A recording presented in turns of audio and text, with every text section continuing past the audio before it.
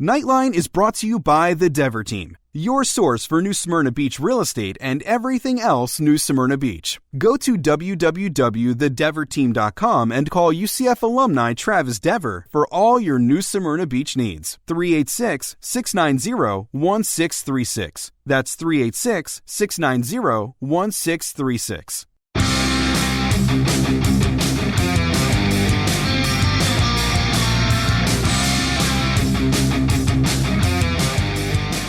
Welcome to UCF Knightline, your source for UCF sports and former player information.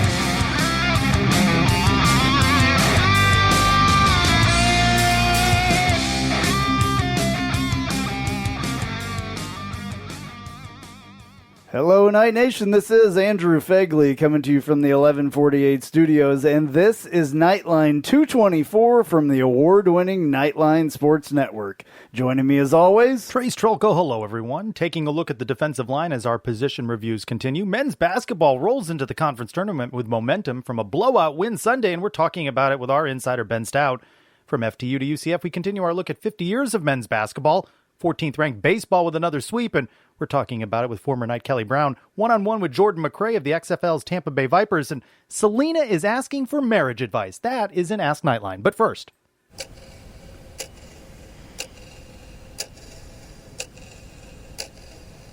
all right, did you change your clock, Trace? partially. The ones that automatically change, I change. The ones that don't, I don't change. So the microwave, you just let it go. half the year it's right and half the year it's wrong. Oh, so wow. if it changes like the cell phone changes, then it's whatever time the cell phone says, the microwave says it was an hour ago. All right, well, we've sprung forward, but it's always the right time for Knightline. Well, that we can agree on. Just so right you there. all know, yeah. We got all kinds of stuff. We got lots of clips. We have football. We have baseball. We have basketball, men's and women's. We have all kinds of stuff to talk about. How about tonight. basketball? Clinches the 8th seed, 7-11 on the year. Big blowout of ECU on Sunday on senior night. Finally, they blew somebody out. Yeah, they go into the tournament with momentum, and look at who they play. In the opening game of the American Athletic Conference Tournament, the war on I-4 between Tampa and Orlando. No, it doesn't count in that. But it gets relocated deep in the heart of Texas. Fort Worth, Texas is where the war on I-4 will take place. Taking our rivalry to Texas. 1 o'clock Eastern Thursday, first round matchup. UCF the 8th, the Cows the 9th.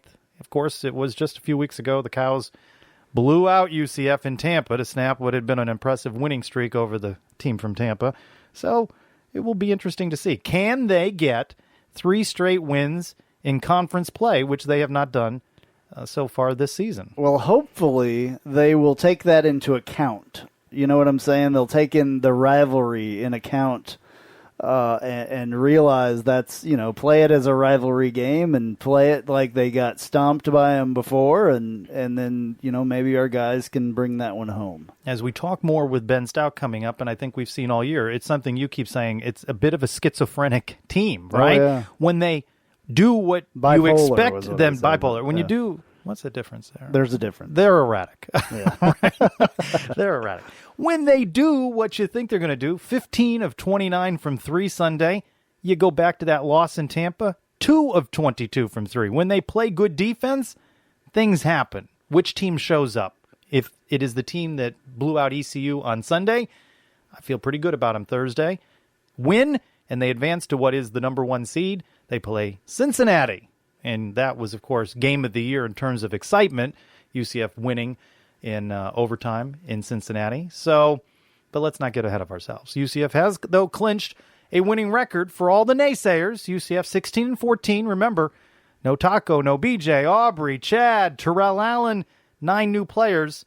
They still finish above 500. All 4 years under Johnny Dawkins above 500. So I think that was an important thing to do, to be honest with you. We discovered the future in Darren Green and other players. Tony Johnson Jr. And Dre Fuller, who is out for the year with injury. But you see some pieces in there, and they get their shot to make a run, and we'll see what they do. Do you think Green made more of a statement this year as a freshman than Tony Johnson Jr. Oh, did? certainly, yeah. Really? Oh, yeah. Yeah, Huh. yeah, just consistently better. And the playing time for Tony didn't build quite like it did for for Darren. So, Right. and look at Darren, 5 of 8 from 3 Sunday, 23 points, team lead, and everybody was having a lot of fun. Funny how that happens when you make your shots and you play D. Yeah. You know, so that's what it's all about. I mean, yeah. Hopefully, I love to see freshman players stepping up. For one, I think that is really cool. All right, so do we want to get into football here? Do we want to lead with the most important thing, which is football? Let's overanalyze everything we saw or didn't see in our 15 minutes of time with the Knights. Of course, they're now on spring break. Yeah. So it's sort of an adjustment, right, that they are in camp for 2 weeks, and So then they take off. Right, we skipped last week, so I'm not sure where we are as far as what we've talked about on here and what we haven't, unfortunately. What do you want to talk about? Well, I've got some clips, and I'm not sure if I've played them or not. Did we have Josh Heupel clips the last time?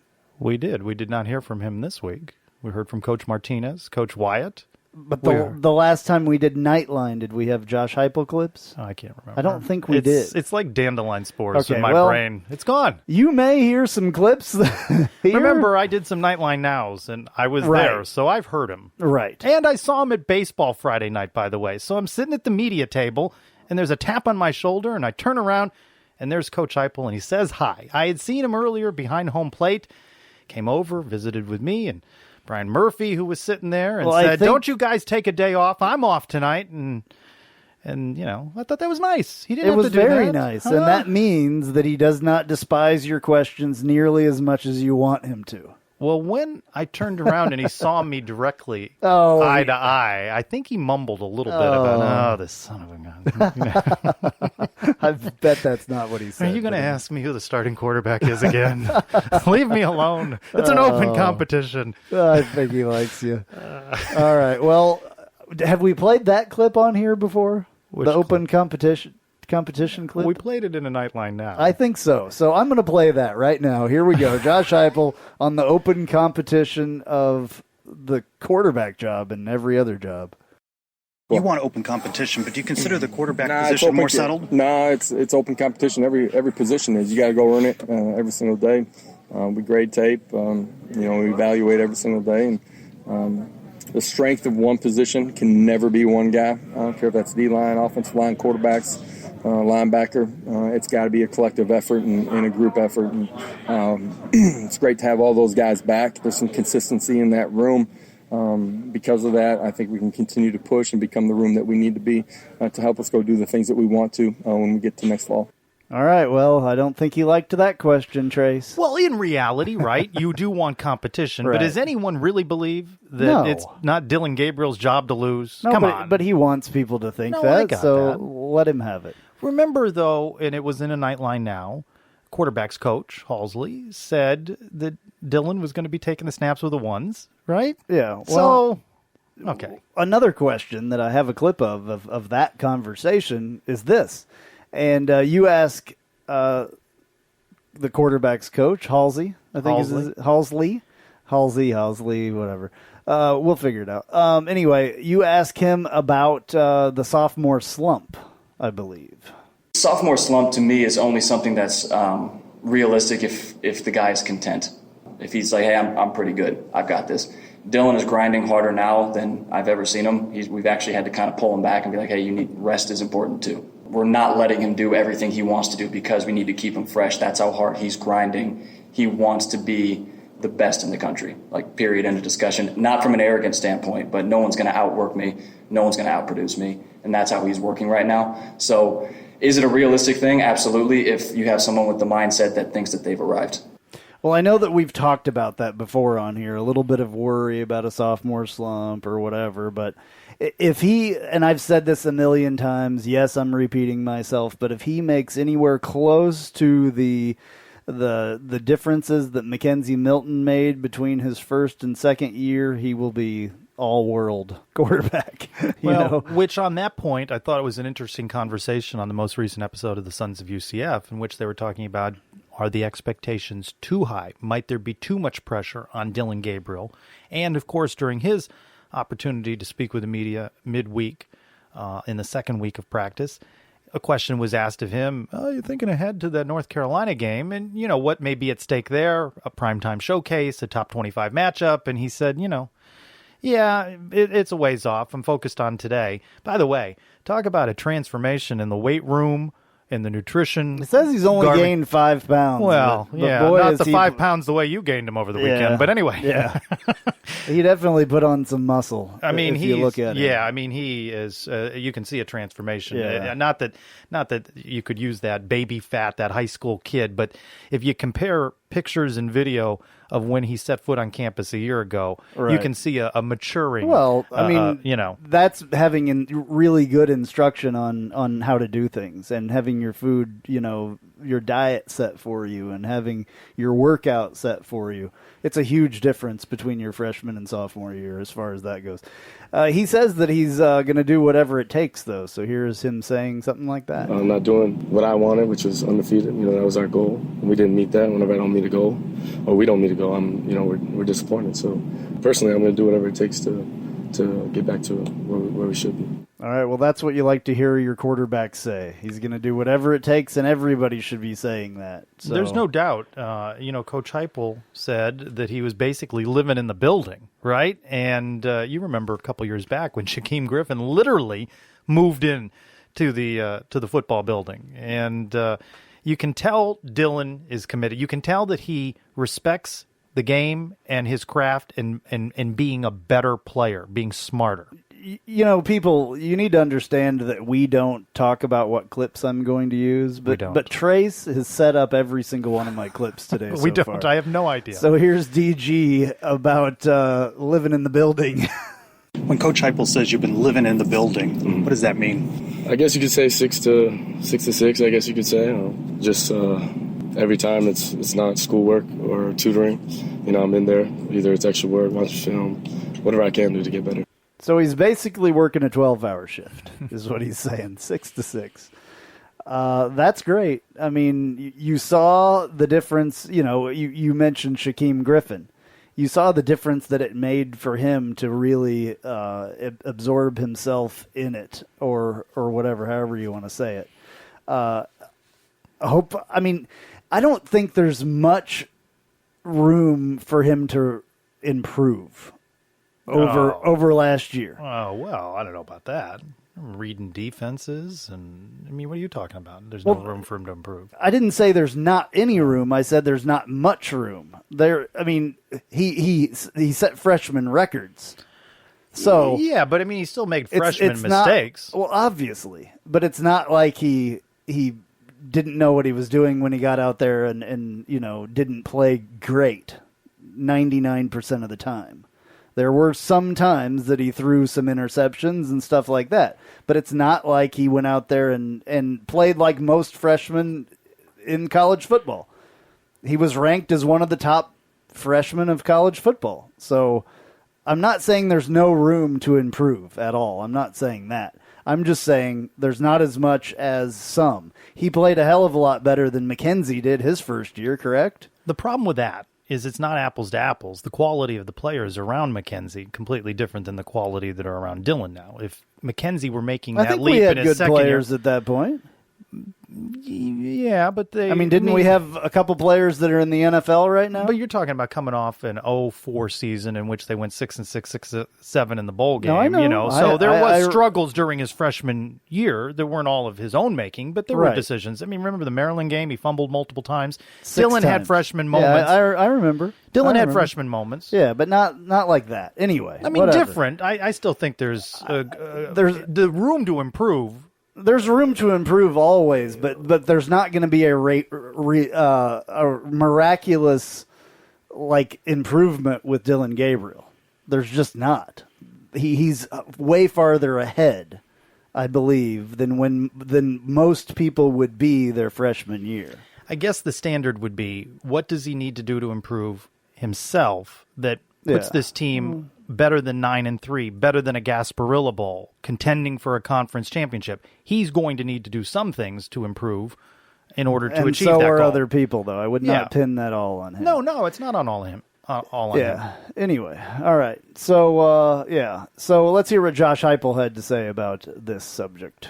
He's living in our building, comes in, does his workout, gets extra workout, spend a lot of time in the film room. Obviously, Coach Halsey being in there, there's a ton of fundamental things that he and all the guys have a chance to really make some strides with. But he's not the only guy that's been like that in the offseason. We've had great effort, and guys are pushing to become their best. And you want to become a great player, you got to separate yourselves, and every decision is a building block to take you to where you want to be. So obviously I like that he says that there's other guys that are doing the same thing. So he's not the only one, which is good.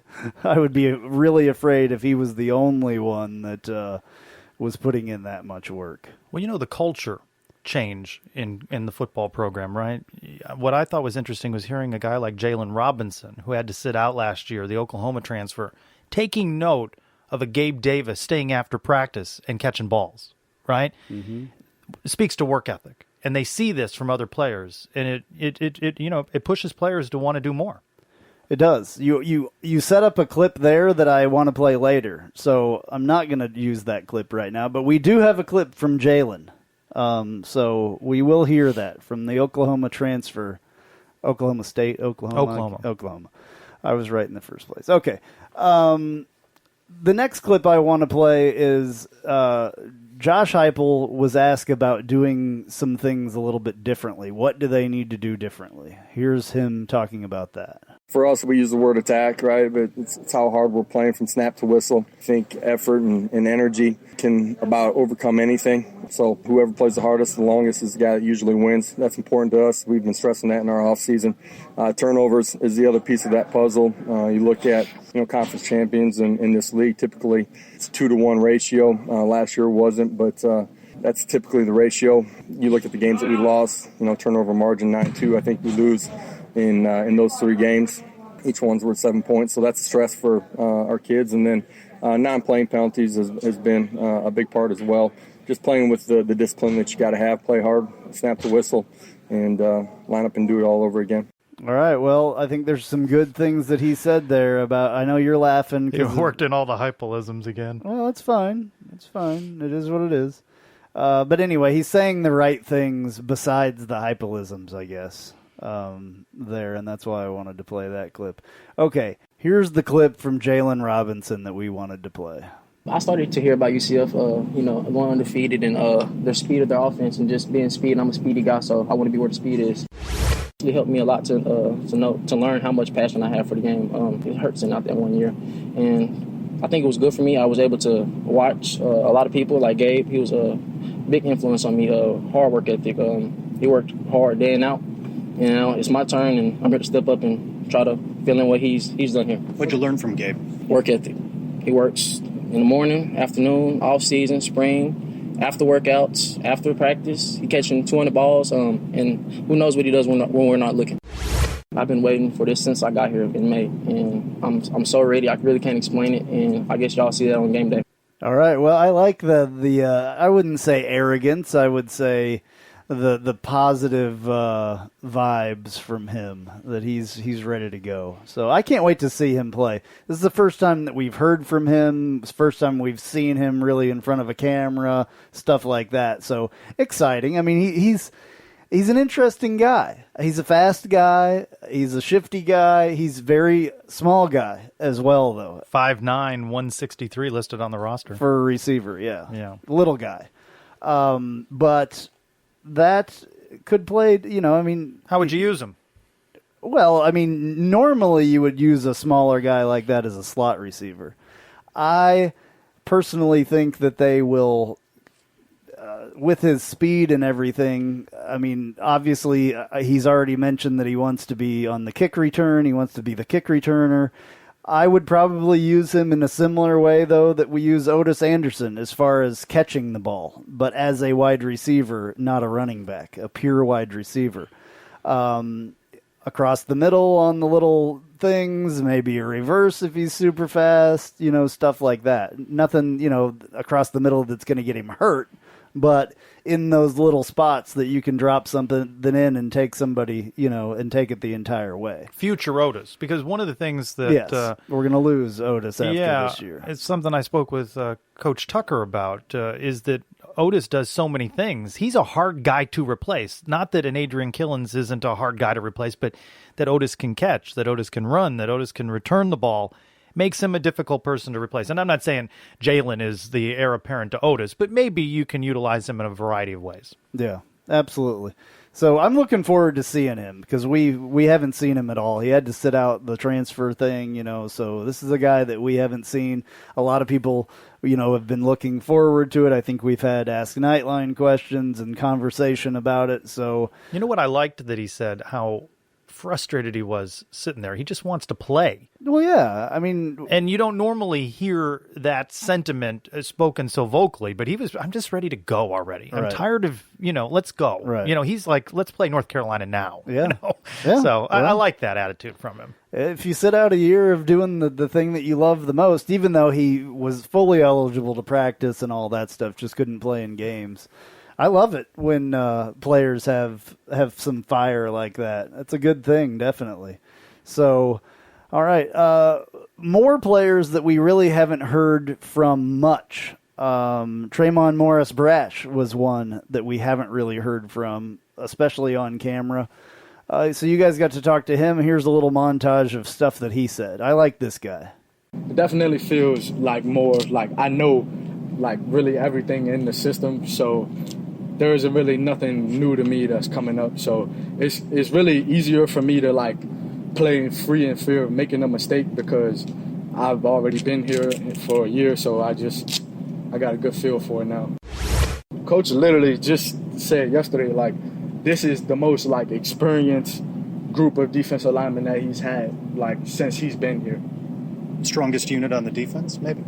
Yeah, I mean, our DBs too, but yeah, we're strong everywhere. So there isn't really a strong like asset, like, cause it's deep, like we're all one. So yeah, we're strong together. Of course, we plan on creating a lot of havoc, but it's like you got to think, like you say, me and Randy Charlton, like there's Jalen Pinkney and Stephon Zayas also. So like we're all gonna cause havoc. It's not just we don't just have two. Like we definitely have depth, and we're all on the same mission. So yeah, it's definitely going to be a lot of havoc. May I suggest the next time before putting the guy in front of microphones or a camera, take the Velcro, whatever it is, away from him. He had a towel that had like a Velcro strap on it. And he played with it the entire time. Yeah, he fidgeted. There were with clips it. that I did not use because there was too much Velcro. Is that the first objectionable Velcro I noise believe that so. has bothered you? I believe so. This is the audio engineer in me. The Velcro just drives me crazy. What did you like that? You like that word havoc? I love havoc. I like that word havoc. Yeah. He sounds like he's ready to go. I love this guy anyway. I've loved him from the beginning.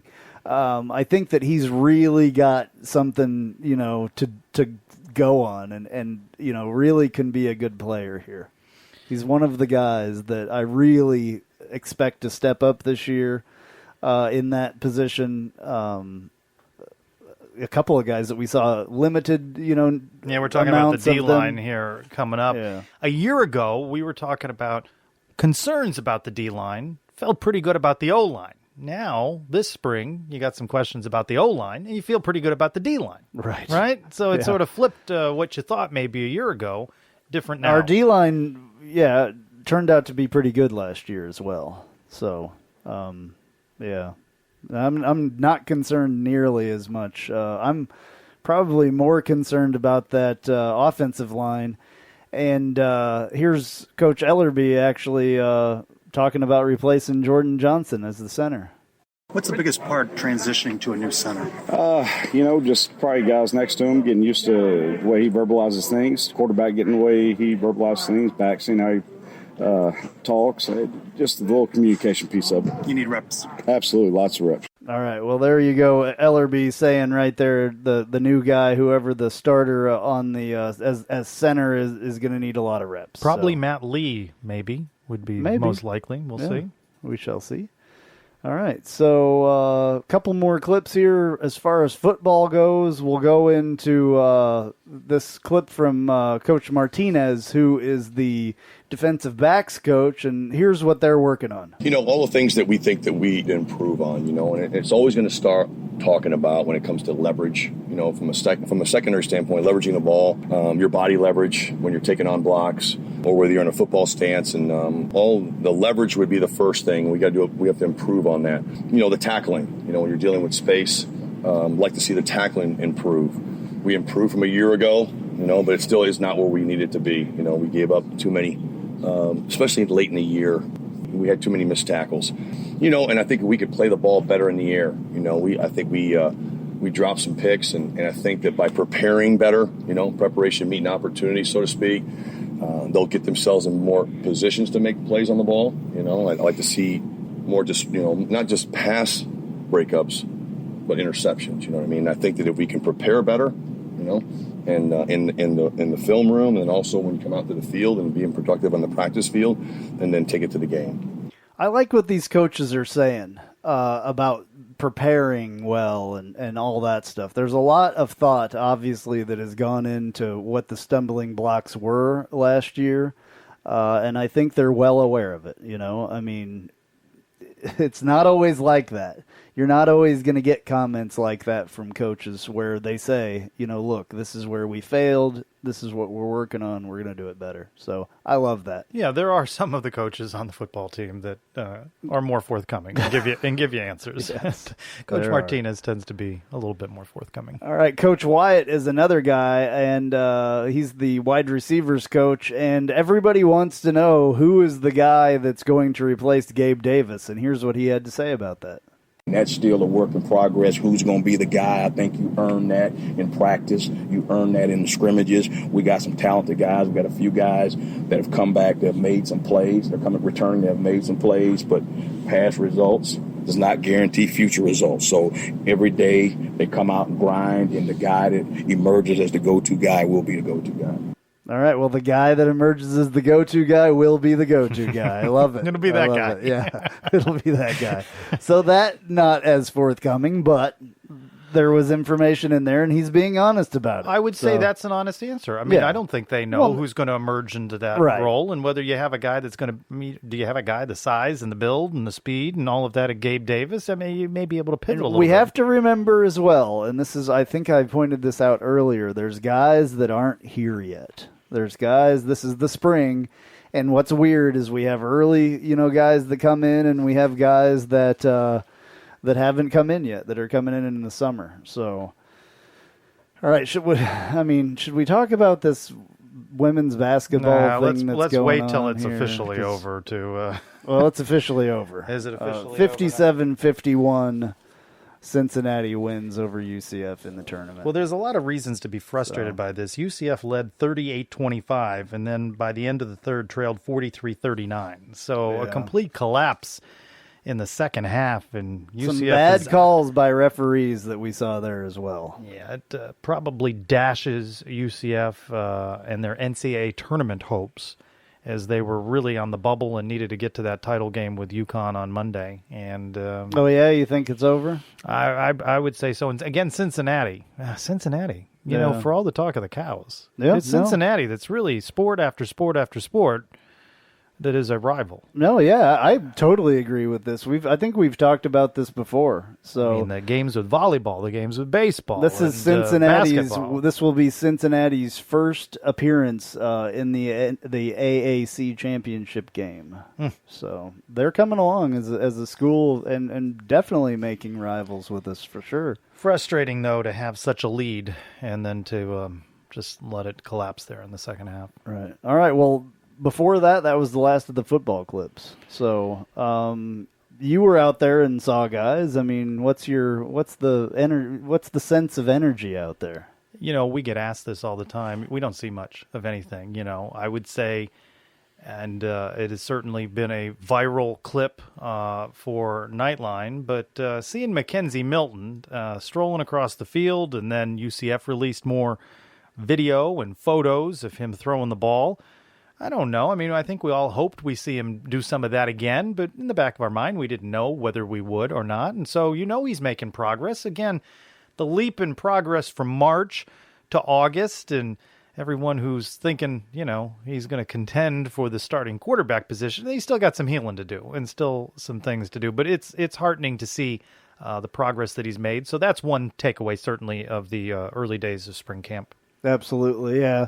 No, I mean, he's working really hard, and it's great to see him out there, even throwing the ball and everything else. So I know people are analyzing all that stuff like crazy, and I would just implore people to just don't put too much into what you're seeing right now.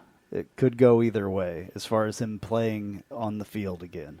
But from what I saw, it does not look like he is struggling, which is good. Oh, now you're going to analyze it like it's the Zapruder film here. No, I'm not going to analyze it that much, but I'm going to say he's not struggling. I saw him walk like the rest of us saw him walk. He's not struggling to walk. He is kicking the foot up a little bit when he walks, but he doesn't have foot drop, which is the biggest thing that you worry about with nerve damage.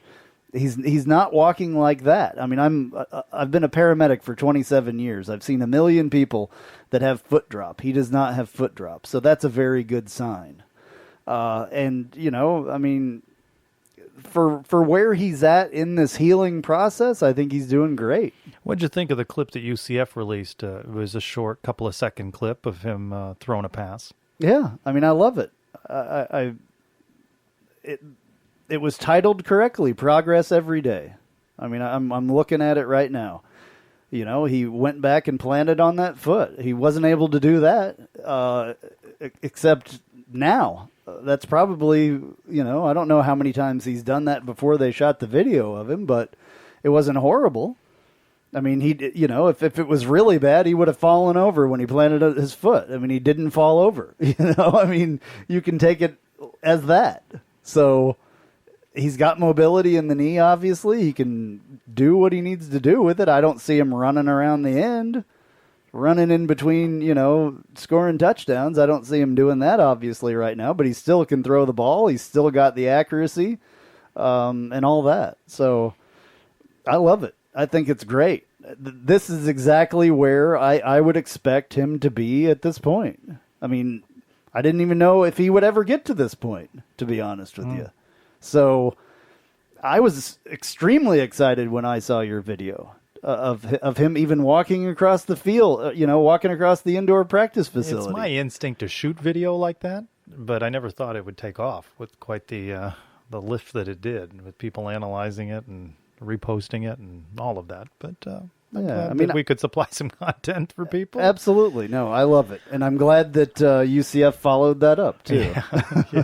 So, thank you for taking the lead. Exactly. I'd say some other takeaways. I think you hit on a phrase there. I think we did get some information from coaches in that some of what we saw, things that we saw, they recognize as well, and they were forthcoming about it. And you didn't play clips from every guy, but Matt Lee has a chemistry with Mackenzie Milton. They share a class together. He is battling for that center position, so I think he is an interesting person to watch. I mean, we've been accustomed to Jordan Johnson. You can go back and listen to the Knightline now if you want to hear that, because that clip was in there. I did not pull that clip. You are correct. Coach Golish, I was very, very impressed with. I forgot about those clips. Yeah, I really enjoyed talking to him. He is the anti-Randy Shannon in that we barely got 2 minutes with Randy Shannon. A friend of mine said, well, you didn't play any of what he said. I go, well, he didn't say anything. Well, he spoke for 2 minutes. I go, did he really, though? He didn't really say anything. No, he doesn't say anything. And that's 2 minutes, and that's likely all we're going to get in spring. Where Golish, you might get 3 questions in of Golish in a 6-minute period of time because he gives you a thoughtful answer. The other thing is we have shows coming up that we won't have any football sound. Next week we won't have any football sound, I don't think, because they're at so I can go back. Spring break. Yeah, so they're at spring break. We won't get to see them again till when? Practice number 6 is the next media availability. That's Wednesday, March 18th. And before you know it, we're into March now. It's the 8th. That's 10 days from now. So next week, I still have stuff that we can play. That's maybe why I didn't use everything. Well, I would say because I know we have a lot of people that go in and listen to every speck of sound that UCF releases, but the day we got the interviews with Coach Halsley, Coach Golish, those were extended Q&A. They were at the podium. A lot of what Golish had to say was very interesting. The stuff at the podium I will definitely be pulling and making clips of. The other stuff, the little breakout one-on-one things or whatever they were. We included those in Knightline Now. We included them in Knightline Now, and then the audio isn't as perfect as I would like in a lot of those as well. There's a lot of background. There's a lot of background talking because other people are talking to other people right around you guys. So, but next week for sure I will have some Golish. I loved what they had on Twitter or Facebook or whatever it was with him the other day that they put out with him on the sled working with the guys. Yeah. That is what I love about him. He's a great coach. And I don't know if I think he's probably a player's kind of coach, but he was, giving them a lot of encouragement, which is really good, and seemed to really like what they were doing. The one kid that came up and hit the sled really hard and kind of almost pushed him off, but he was like, all right, so I think he's a good dude, and I think we're lucky to have him. We'll be thinking of questions in your mind for the next media availability. We get Coach Heupel, Coach Halsley, and Coach Burnham. Okay, well, those are the three coaches scheduled to appear, and various players. We're never quite sure what that mix is going to be after any given media available. Okay, we got plenty more of stuff that we can play next week as well before we get to talk to them again. Well, in taking a look at our position groups, we'll go real quickly. You mentioned Tremont Morris-Brash, and I go back a year ago when Coach Burnham was saying so many new guys. They had 8 guys were going to be vying for playing time. Remember this phrase that he said? For a lot of these kids, it's like drinking water out of a fire hose. They're just trying to take it all in. And when you rattle through the names here and you think about the contributions they made during the 2019 season, Tremont Morris-Brash, we saw Stefan Zayas make appearances, Kalia Davis, Kenny Turnier, Randy Charlton. I mean, you really like what you see there, and the depth. A lot of experience coming back. Anthony Montalvo, got playing time last year, and Landon Woodson and Cam Good, Noah Hancock, Mason Chaliwa. I mean, there's a lot of depth there. Yeah. And I just think about what Tremont said about havoc. I mean, boy, they could cause some havoc, couldn't they? Absolutely. Well, that's one of the strengths of the team last year was the depth there on the defensive line, because that's one of the things that really needs to rotate in and out. Those guys that are, the most experienced guys won't be the guys playing all the time because they constantly rotate. It's a constant rotation, and they put those guys on the other sides and everything else. So they pretty much know how to play all the way across the line there. But those are some names, aren't they? Hell yeah. I mean, that's a lot of experience coming back. Yeah. They got a lot of playing time, got a lot of exposure last year. I'm excited about that. And if you think, right, with the strength of the defense, the linebackers, the secondary, I know there's replacing Neville Clark. We didn't touch on this. Another takeaway was Coach Martinez. I asked Coach Martinez, how's Bam coming along? Bam Moore, recovering from a leg injury, knee injury. And he said he's ahead of schedule. Now, what that means, is certainly not as severe an injury as experienced by Mackenzie Milton. But when you think about the recovery from, leg injury, knee injury that he had in the FAMU game in the first week of the season in 2019, and, he's in the brace. A dislocated knee, but not as bad as Mackenzie's, obviously. There's no reason not to expect him back at full health. Now, whether they have him and he can do everything that he used to do, that's an interesting question that you're just going to have to see how he progresses. But when Coach Martinez says he's ahead of schedule, that's encouraging. Right. And I think that he should be able to do everything that he did before. I don't doubt that he will, honestly. We'll see. But I think once he gets fully healed, now whenever that is, that's the question. I think he should be able to be what he was before. There should be because he didn't tear anything really. So Sons of UCF did their top 8 this week, where they ranked from 8 to 1 the position groups that they had the most questions or concerns about. And we've been talking about position groups, and there's a long time with the early spring camp. It means that we're going to have more time from April through August to talk about things, and I don't know that we're going to get any clarity from coaches, certainly none about position battles won, and we haven't ranked them like that. But you can see there are questions. Does Bam Moore come back, and how is he playing? And there are some questions in across the team, obviously, but that's what happens in college football. Certainly a turnover of people, and the Gabe Davis spot is interesting. The Neville Clark position is interesting. Who emerges in this? But a lot of names, a lot of talent there that you can see stepping up and speaking taking of those jobs. guys as well, we didn't really talk about the combine. Those two guys were in the combine last week and did pretty good, both of them. They're still going to do some stuff at the Pro Day, whenever that is that UCF is holding. I think it's that. the 26th. Yeah. Maybe the 26th. Somewhere in there. But Neville Clark decided not to run the 40 at the combine. Wants to do that in a more in another environment, which is here at the Pro Day to do that, which is fine. A lot of people didn't. I heard that they were having a little bit of trouble. There was some timing discrepancies, supposedly, and that's one of the reasons why a lot of guys did not run in that defensive back group. Also, we saw Gabe Davis do a great job in the gauntlet, and definitely in the 40. He ran a pretty good time. It was a 4.5 something, which was fine for him. He's a big guy.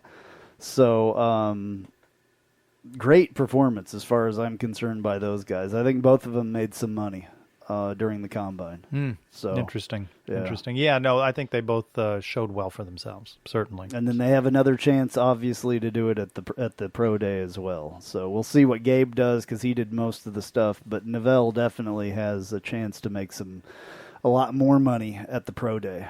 So what's next? Well, we'll just say that putting a bow on defense, next time we get together, we'll talk about special teams, which, there's some change in that as well. Kicker? So, kicker, new kicker. Kick returner? Yeah. Men's basketball shoots more than 50% from 3 in the blowout of the Pirates Sunday. We turn to our insider, former men's player Ben Stout, next, and only on Knightline number 224. Hey, this is Travis Dever, Kai's Real Estate, the Dever team, New Smyrna Beach. Your source for real estate and everything else New Smyrna Beach. Proud sponsor of Knightline and Knightline Postgame Live. Call me anytime at 386-690-1636. That's 386-690-1636. Let me show you my hometown, New Smyrna Beach, UCF's favorite beach. Go Knights and charge on. All right, we are back on Knightline. What is it? 224. I don't even remember how many of these things that we've done before this. All right, so hey, I need to talk with everyone that is within listening distance at this point, just for a second. A really little thing that helps us out a lot. We've been going through some changes here at the Knightline Sports Network as far as I switched from SoundCloud to Spreaker. Spreaker allows me to do things a little bit better and different than before. It allows me to put commercials on, which you all have heard. I know that the commercials are annoying at the beginning and the ends of the shows that aren't necessarily our sponsors. They are commercials that literally we get paid to let them play. There are 2 30-second ones at the beginning, 2 30-second ones at the end, none in the middle. And it really helps if you guys would just let those commercials play. They actually pay us to have those done, and we can do bigger and better stuff with the little bit of money that we get from that. So if you can sit through it, please just let those commercials play before and after our shows, and it would help us tremendously. I'm sorry I had to put them in there, but we need as much money coming in as we can get, like I said, it really helps, so I would appreciate it if y'all could do that. And of course, thank you to all of the people that, besides those piped-in commercials, the Chad Bars, the Travis Devers, the dang it, now I can't think. It happens. The Tasty Gravy people. Drew Belani that does the Sun Show, Blake Blayhut, all those guys. That stuff is extremely important to us, but we can make just a little bit more with these, piped-in commercials. So please just let those things play for us. It would be a huge favor, and I'm sorry that we have to do that, but we gotta pay for stuff. So I appreciate your willingness to do that, and I'm trying to release shows as well in the mornings of the days that we've talked about them coming out on instead of the night before they were supposed to come on. So Wednesdays will be Sons of UCF at 5:30 in the morning, and Thursdays will be AAC Report at 5:30 in the morning. Fridays will be the replay of Knightline the morning after, which I like to call Knightline TMA at this point. And so Fridays at 5:30 in the morning, and then so on. So Mondays at 5:30 in the morning will be Knightline and all that. So a little bit more of a schedule type thing, and then the Knightline Nows and anything that's important in the middle of that, coming out, in the evenings or whatever. So just trying to get a little bit more of a handle and more of a schedule on stuff. So I appreciate everybody listening, and so bear with us. And I, like I said, appreciate everyone listening to all of our shows. Well, as we've been talking about, the Knights clinch a winning season in men's basketball. Freshman Darren Green, 5 of 8 from 3. UCF rolls to the 94-62 win over ECU. UCF finishes the regular season 7-11. It sounds good, too. Yeah. In league play, 16-14 overall. Knights clinch the 8th seed, rematch with the Cows Thursday in the American Athletic Conference tournament in Fort Worth, Texas. So as you might imagine, players, head coach Johnny Dawkins, all smiles after a big blowout win on Sunday. Really proud of our seniors. I thought they did a great job of leading the day. We beat a team that I know was playing some really good basketball over the last several weeks, and I thought our guys just really, set a tone early about how we were going to play the game, and they never wavered for 40 minutes and played UCF basketball. And we talked about wanting to have momentum going into the tournament. We talked about that as a team, and I thought our guys have provided that for us, and I thought everybody kind of pitched in. And it was really a good team win. I mean, I can, go through each guy and really, compliment them on playing their role and doing the things we wanted them to do on the floor tonight. But how do you carry it over? You've had a couple of 2-game winning streaks, but never 3 in conference play, and now you need that. Well, you have to believe. We have to believe that, we're capable of extending it, and that's something that, like you said, we hadn't had in conference play. But it's something that we believe we're capable of doing it. And so we have to go out there, and it's do or die now for everybody. So, you have a 1-game situation, and I think our guys still they want to play. They still want to practice. Our practices have been energized all season long. So I know our guys are still, wanting to compete, and then we have to find a way to try to win games to continue. Ladies and gentlemen, put your hands together for Knightline's own 7-footer, Ben Big Social Stout, and Inside the Paint.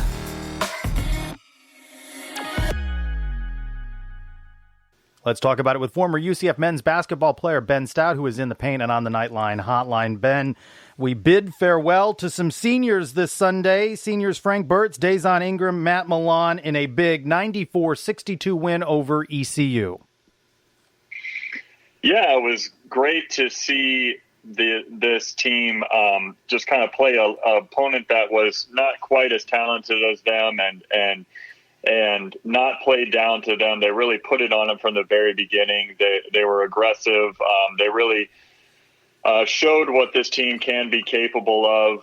It's better late than never, I guess. And what was really great to see is those 3 seniors all showed out really well. They all played great, especially Matt Milan. It was good to see him, a hometown kid coming home for his last year of collegiate basketball and, going 4 of 6 from 3 and dropping 16 points on him. It was great to see that. And then, but all 3 seniors really showed up and and it was a dominating win and one that we really needed for some momentum going into the conference tournament starting later this week.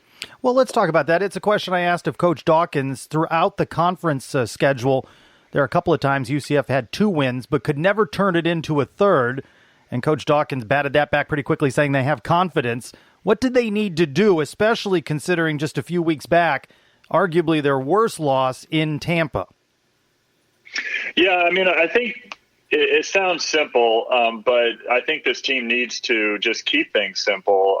They need to lock in on defense, use great communication, and play together on defense. And then today, what you really saw, and you saw it for long stretches, especially the start of the game the other night against SMU, you saw where they were playing together really well and moving the ball really well on offense. I mean, we do have some capable three-point shooters and just some capable players on offense, but where we have gone through stretches of lackluster offensive performance is when we start to kind of go within ourselves and not try to share the ball and kind of play one-on-one basketball, which is just flat out not our strength with the type of players that we have. They were moving the ball really well. I mean, there was a couple of times where Matt Milan, for instance, had a wide open 3 attempt, but the better play was to make that one extra pass to another wide open shooter in Darren Green Jr., who was on fire today. And so they were just really making the extra pass, making the extra effort, and moving well without the ball. They were getting the ball inside when it was the right time to get it inside to Colin Smith, and he played well today as also. And it just kind of all came together, and I'd say the first half the other night and just the entire game today was fantastic to watch, and we need those things clicking because it's not going to be an easy game against the Cows on Thursday to start the conference tournament. In that game in Tampa a few weeks back, UCF, I believe, 2 of 22 from 3. Against ECU Sunday, 15 of 29. As those threes fall, UCF does tend to do a lot better, don't they? Yeah, what's the saying that I think Doc has said a few times this season? It's a lot easier when you're making shots. I mean, certainly it is a lot easier when those shots are falling. And this team in particular, and I don't know what it is about them. I think it's potentially just them. A lot of the pieces are young and trying to get used to being a star on the college basketball stage, but they seem to really pick up the energy when those shots are falling. They say everything seems to be feeding off of that when they make their first couple shots of the game, and you know it's going to be a pretty good night.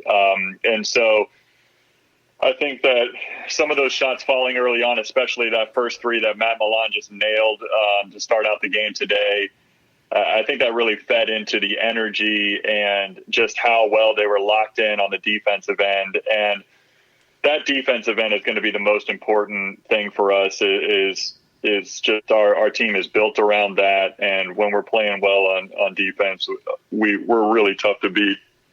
And like I said, I think that in Tampa a few weeks ago, we kind of stopped playing together on offense, and they're a team that is coached similar to ours in the sense that they want to kind of beat you up. They want to play hard on defense and really kind of confuse you as to what you're doing. And so that's a team that you've got to continue to try to play together and move the ball well on offense. And that's what we're looking for coming up this week. What more can we say about freshman Darren Green?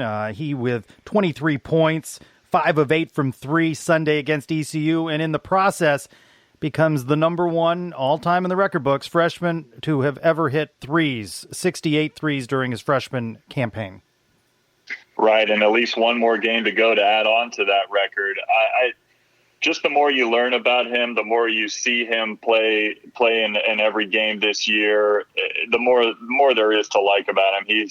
He's sneaky athletic. I think he's an underrated defender. I think he earned a lot of his playing time with Dawkins this year, not only his ability to shoot the 3, but he's a very good defender, and he doesn't take too many plays off either. I mean, he was there was a few times Dazon Ingram was on him most of the game, but there was a few times where he had to switch over on Jalen Gardner, who is much bigger than him, today against ECU, and he was up to the task. But you're absolutely right. The strength of his game, of course, is shooting from the three-point line, and the three-point line has moved back for everyone this year. And, you know, him coming out of high school, it was going to be moved back anyways. And I think that, you know, since the start of the conference slate, he's adjusted well to that, and he's just really seems locked in right now. And he's not only a great kind of set up, catch and shoot guy, but you saw in the first half of the SMU game when things were going really well. I mean, he took a little jab step and he stepped back and kind of a fadeaway three, and that's a little wrinkle that we haven't seen much of him do much of, I should say. And that was that was just another one of those like, whoa, this kid is special type moments. And there's not much else, not much I can say about him that wouldn't be all the superlatives really applied to Darren Green Jr., and I'm just glad that he's a Knight. Yeah, well said. That record was held by Eric Riggs back in 1995-96. Two-sport athlete, played baseball and basketball. I believe it was just 1 year that he played basketball before going baseball full-time.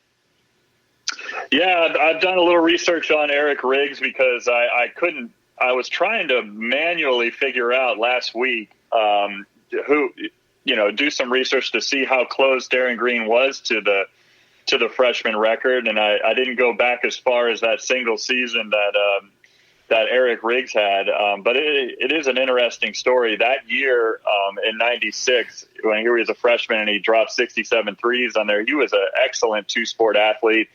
And he was a big loss for Kirk Spearaw's team to not play after his freshman year. But that was the year that a lot of UCF historians might remember. We kind of had a surprising season where we made it through the conference tournament and actually wound up winning the conference after not having a great regular season, and kind of surprised everybody in the conference tournament, and were able to play in the NCAA tournament that season. So I guess that goes to show you never know what can happen come conference tournament. Everybody kind of has a chance, and hopefully this season we could we can continue that kind of surprise momentum. Who knows? Speaking of championships, I see on your Twitter at BigSocial32, nice photo of you with a framed photo of the 2004 ASUN Championship nights. That's a pretty good gift for a Sunday. Yeah, it was great. Jimmy Skiles, who is does a fantastic job in the UCF marketing department. He's worked there for a long time, but he was also our manager when I played in the early 2000s. He was our manager on a team, and we've been friends ever since. He kind of reached out to me earlier today, said he's got something for me, and he surprised me with that framed team photo of our 2004 championship team, and brought back some great memories of that team. I mean, those guys are still ones that I keep in touch with a lot. Those are my brothers, and it was a great gift, a great surprise at the game that he was able to give me that. I zoomed in on it. It doesn't look like you've aged at all. Yeah, well, I was more clean shaven in that picture than I ever have been. That was actually the year I started growing out my beard. I literally have never shaved it since. So that might be one of the last known photos of me clean shaven. Well, that sounds like a little Throwback Thursday action right there. The clean shaven Ben Stout photos. Exactly. All right, so let's talk about this American topsy-turvy. I have dubbed it AAC, and the C standing for crazy. It's been up and down, as it turns out, with the weekend action. It is Cincinnati, Houston, and Tulsa that all share the regular season title. It is, however, Cincinnati that earns the number 1 seed, and should UCF be victorious on the relocated war on I-4 to Fort Worth, Texas, they'll take on the Bearcats. I don't want to get ahead of ourselves, but what do you think of that as a next round matchup for the Knights should they get past the Cows?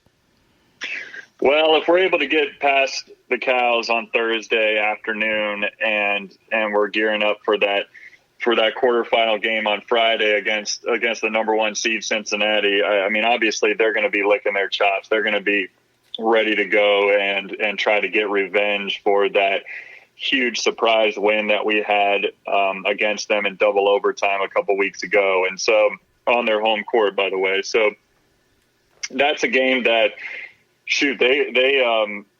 we were up most of that game at Cincinnati. We were kind of the team that was pushing the action and really playing, the team playing well. And there were times where they couldn't quite handle what we were putting together. And so I'm hoping that we can put more and more stretches like that in the game against them if we are able to get past the Cows and we have to face up with them or match up with them, I should say.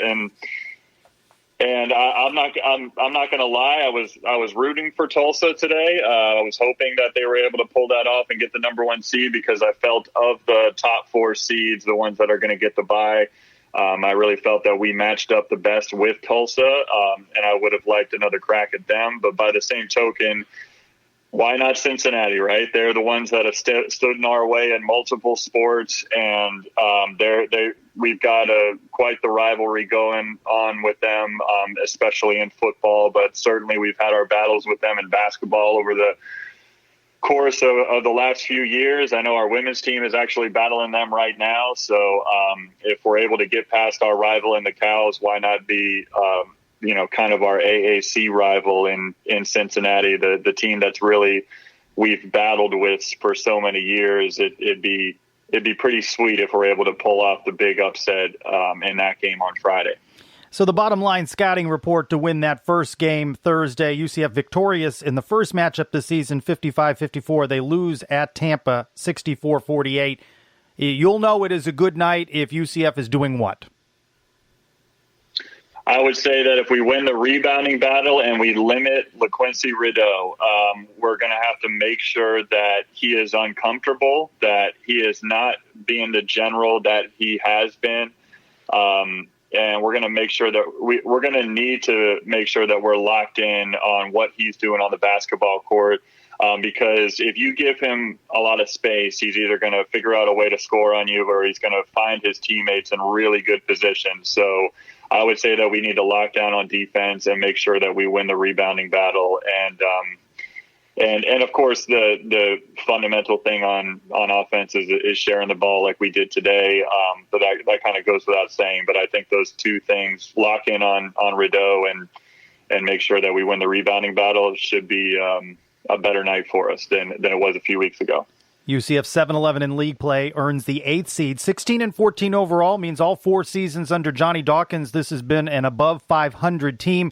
Would you say, though, this is a team based on its inconsistency that could go one and done or could give a run, and really anybody could win this conference tournament? Yeah, if you're a fan of any of these teams playing in this tournament, I think that if you're a fan of basketball in general, you're going to want to watch as many games as possible in the AAC tournament because, as you just said, Trace, you just never know what's going to happen in this league. It's been like that all season. Some teams that look like they would definitely lose to their opponent pulled out wins all year. So this thing is wide open. I mean, there's certainly a cream at the top of this conference, and those 4 teams that did get the bye certainly deserve it. But by the same token, this is going to be a battle no matter who you're facing, and I'm hoping that UCF and the first few games of this tournament and beyond hopefully make it a battle for their opponent, and hopefully we can shock the world. Well, for purposes of this conversation, we will consider the UCF does not shock the world and win. Your prediction to win the American? I would say my prediction to win the American outright would be I'm going to go with – that's tough because I want to say Houston, but I just have this gut feeling about Wichita State, and I'm going to take Wichita State to win the American if UCF doesn't pull out the shock. All right, well, everyone listening, don't bet the house on anything in the American. It is a topsy-turvy league. Ben, next week, I like to give you homework. At some point, you're going to tell me, leave me alone. But until you do, I'm going to give you a little homework. Let's see if we can put together a starting 5 for UCF on the next show. We get together and wrap up the American Conference Tournament and look ahead to the 2020-21 season. That sounds good. I'm down to take that homework on, and I'll be looking forward to talking about it next week. I'll give you one right now. Pencil Darren Green in permanent ink. Yeah, I'm pretty sure you can write Darren Green and Colin Smith into that starting lineup for the 2021 season. All right, he is at Big Social 32 on Twitter. He is part of the Knightline Sports Network family. Ben Stout, thanks for joining us. Thanks a lot, guys. All right, so again, number 8 seed UCF, number 9 seed the Cows, ESPNU this Thursday, March 12th, 1 o'clock. Take an extended lunch or something. Is there a line on that game yet? I have not seen said line. And then, of course, win, and you advance to play number 1 seed Cincinnati on Friday. But first things first, of course. So we'll have opportunity to talk about all of that with Ben on the next all-new Knightline. We're going to continue our look at 50 years of men's basketball. We talk with Skip Rapace, who went to Orlando's Boone High School before choosing what was then FTU. Time to go down memory lane with a man who played forward. So 50 years of UCF basketball. Can you believe that's where we are now? Absolutely not. I'm not that old. Yeah, it's been amazing. It's been amazing to see the sports, how they've evolved at UCF over the years. Basketball, football, baseball, all the women's sports. It's just amazing. Because when I started out here, this was all forest and swampland and dirt parking lots and armadillos and rattlesnakes. Why did you go to what was then FTU? You're a local kid. You could have probably gone other places. What was it about a new university that interested you? Well, that's a good question. It was new. I guess it was just a new adventure.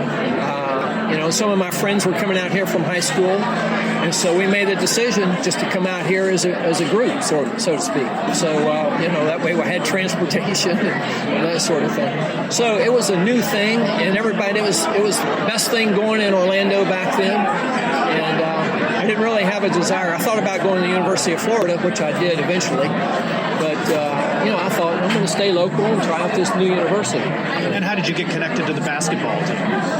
Well, my father was a basketball coach in high school. My brothers played basketball, so basketball was a natural. So our first year out here in '68, all we had were intramurals. And so we had intramural teams. And we actually got a group together, went down to West Palm Beach and played in a tournament down there. Just a bunch of guys on different intramural teams back in '68. And then we heard that Torchy was coming, and so the guys that I played with in intramurals, we went up to his office and said, hey, we'd like to try out for your team. And so that's how it started. What did his name mean then to you?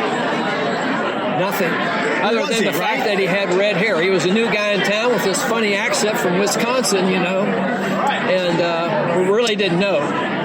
But as time went along, we realized what Torchy meant because he had a fiery personality, and that was an understatement. That moniker absolutely fit him to a T.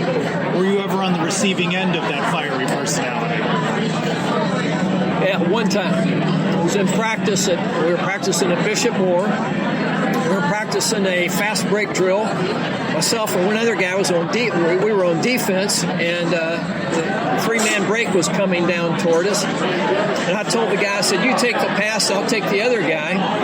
And so we did that, and we messed up their fast break, and Torchy really got mad.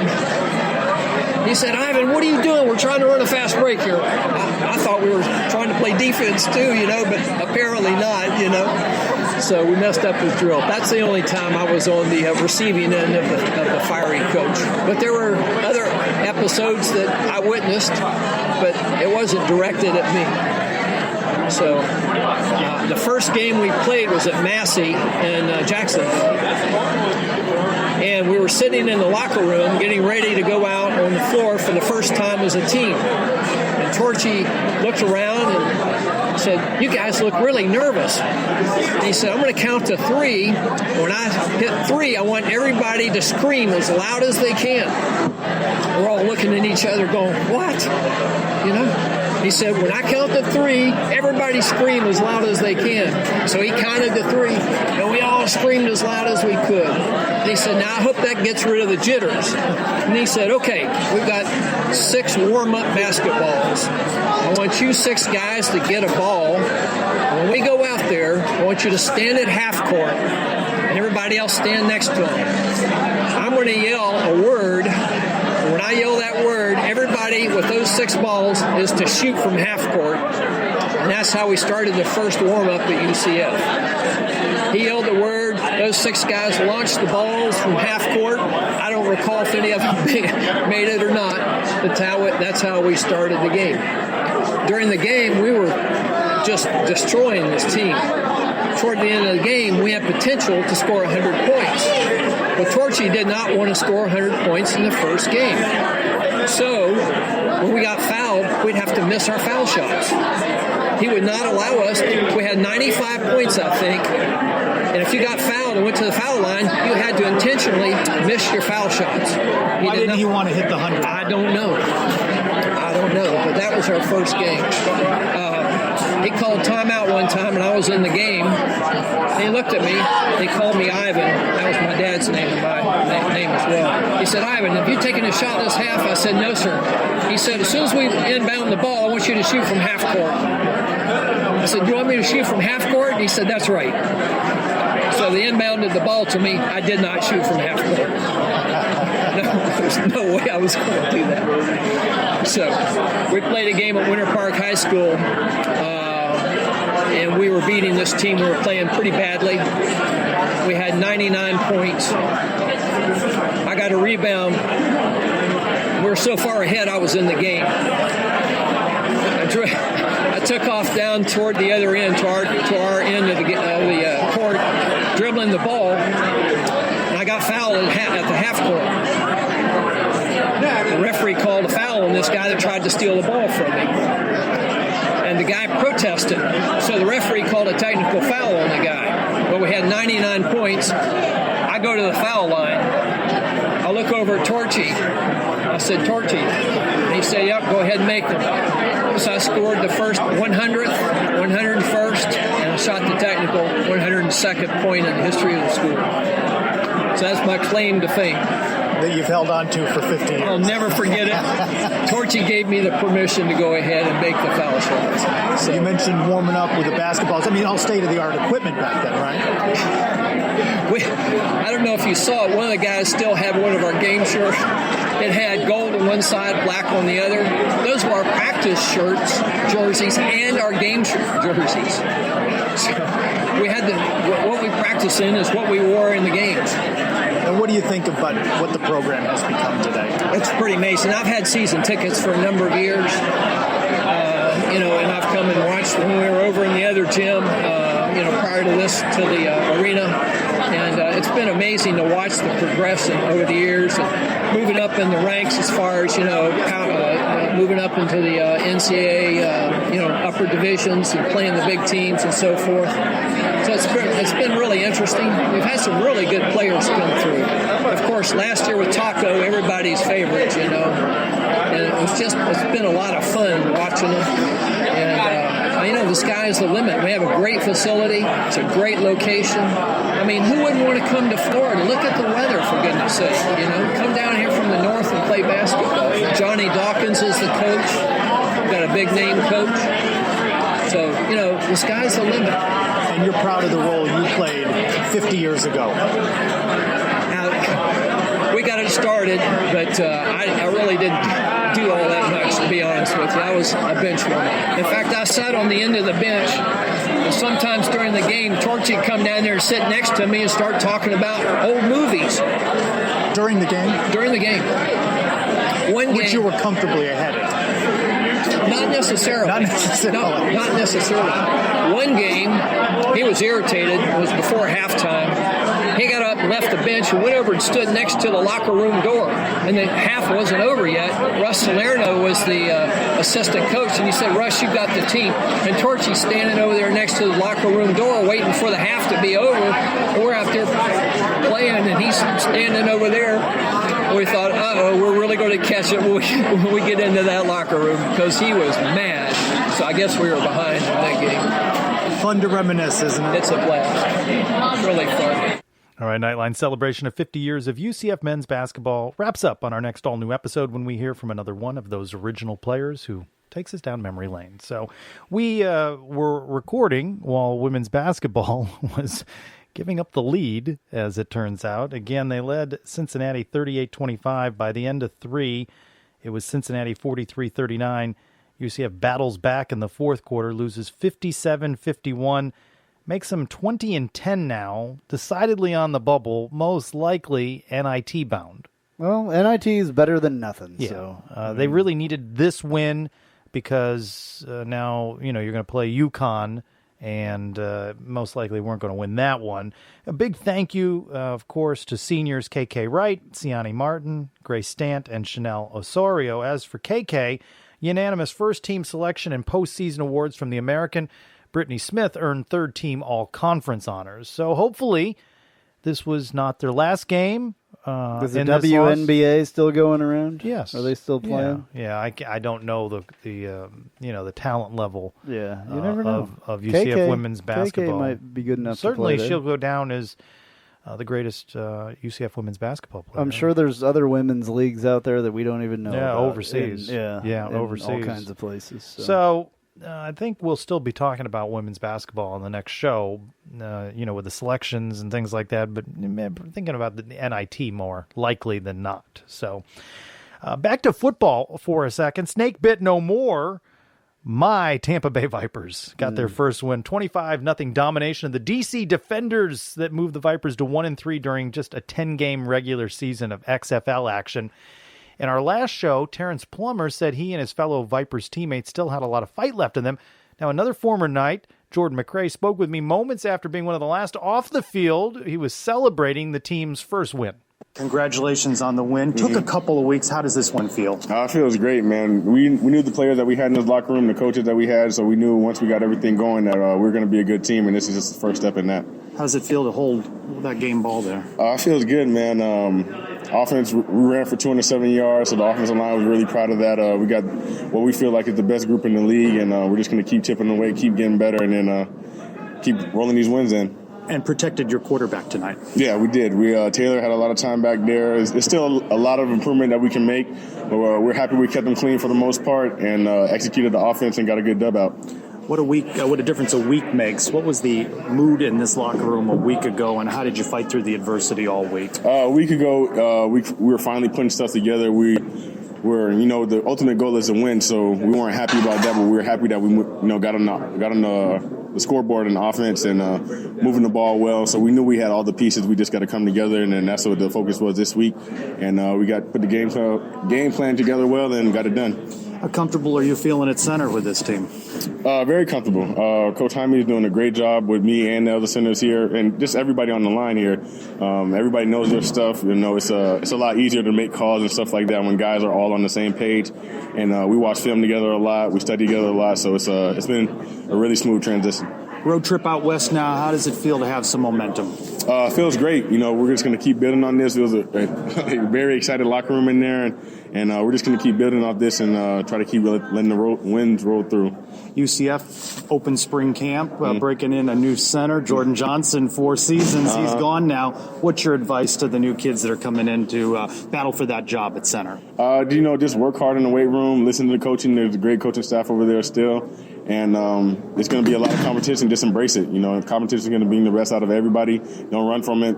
Just go in every day, work hard, and whoever's the best will be out there first. You going to enjoy this one for a while? Yeah, I definitely will. Congratulations, Thank you. All right, it's a late Sunday night start for the Vipers at L.A. Tampa Bay is back home at 5 p.m. on Saturday next week. We're actually watching the Tampa Bay Vipers and the L.A. Whatever they are playing right now. I don't know the names yet. Wildcats. What do you think? I mean, just real quick. I enjoy it. I'm fine with it, but I like these little gadget leagues. I like the rules changes. The attendance is uneven in some places like St. Louis, Seattle, better supported than in L.A., New York. TV ratings edging down week after week, but still pretty competitive considering the sport. I mean, all a million plus. I haven't had a time to look at the ratings, so it's an expensive proposition. Better ratings than the other league that failed miserably? The Alliance League? Yes. Okay.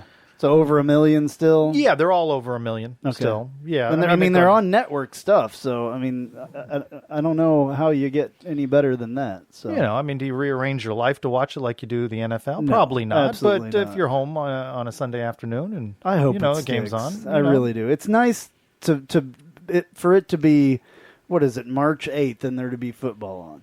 That's what I'm digging about And it. again, what I'm really supportive of is our former Knights and extending their careers. And as long as there's a league like the XFL, there will be guys who have opportunity to play in it. Well, speaking of our former Knights in the pros here, A.J. Boye traded from Jacksonville to Denver. I'm not happy about that. Is there any reason left to root for Jacksonville? There's no reason, actually. I think that they're in some major trouble, actually, there at Jacksonville. I sort of adopted him, proximity, but, Blake's on there. And, Not anymore. Remember Storm Johnson was on there, and AJ, and now nobody. There's none, right? I don't think there's any. I Nobody don't recall on now. there, yeah. And then Rennell Hall is on the injured reserve list for the XFL's Tampa Bay Vipers.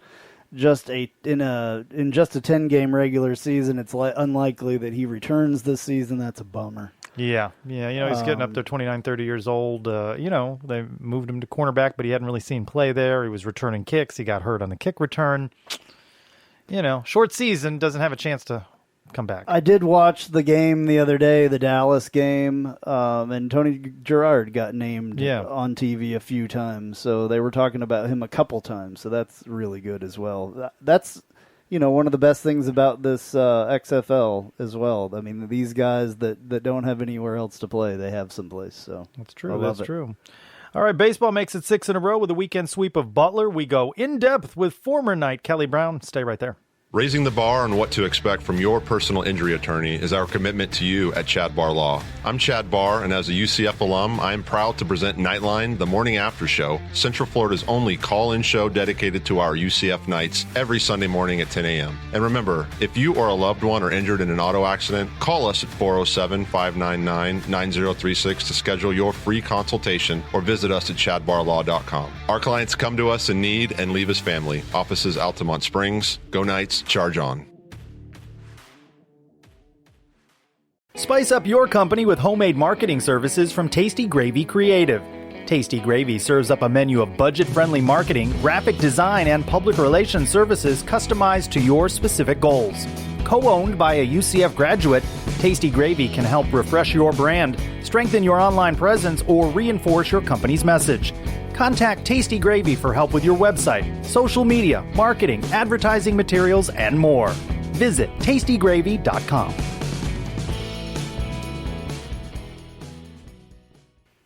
Get out the brooms. Where's your broom? There's not one in here. The garage. Baseball's 4-1 win over Butler Sunday makes it 6 in a row for the Knights.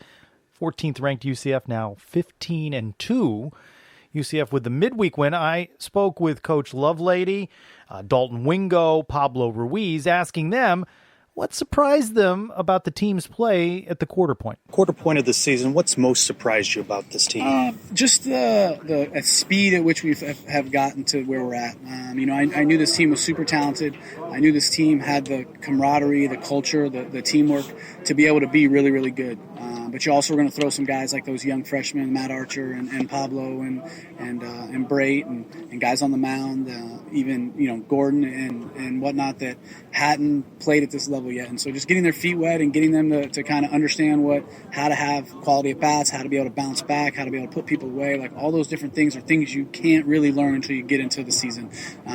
But we have done a great job. The coaching staff has done a tremendous job. I mean, Ted has really done a phenomenal job with the hitters from day one in August, and obviously Nick just continuing to get guys better. But we've just kind of the pace at which we've gotten where we're at. I thought was going to take maybe 2 or 3 more weeks till we really started to find our identity and who we were and that confidence and that swagger, and it obviously came really quick. So I'm just proud of the kids. It's just a belief and a mental toughness that we've had that from pitch number 1 we've shown it and really grown really fast. So I've been proud of how quickly it's come for us.